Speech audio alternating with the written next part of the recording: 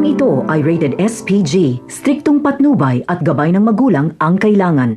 Umuwi sila Franco at Enteng na hindi kasama si Tanggol, kaya galit na galit si Ramon kila Enteng. Nangako kasi sila Enteng na ililigtas si Tanggol pero hindi nila nagawa. Sa galit ni Ramon ay pinagtututukan ng baril sila Enteng. Todo awat naman si Marites at Don Julio kaya kumalma si Ramon. Samantala, ipinag-utos ni Ramon sa lahat ng kanyang mga tauhan na halugugin ang buong Maynila para hanapin si Tanggol. Habang si Tanggol naman ay sumama kay Fatima sa pag-uwi sa kanilang bahay, siya ang may hawak ng pera.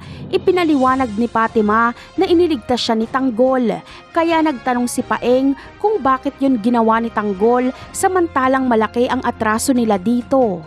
Sumagot naman si Tanggol na naiintindihan niya umano ang kalagayan nila Paeng. Ibibigay ni Tanggol ang pera kung magkano ang kailangan nila Paeng.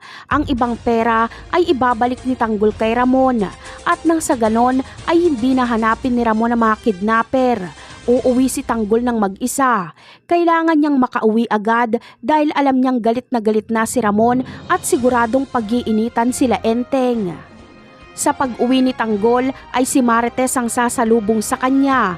Magiging emosyonal si Marites at Ramon. Masayang-masaya sila dahil nakita nilang buhay si Tanggol. Agad na yayakapin ni Marites si Tanggol at hihingi siya ng tawad dito sa lahat ng kanyang kasalanan at pagkukulang. Napakarami pa nating dapat abangan sa mga susunod na episode. Paalam!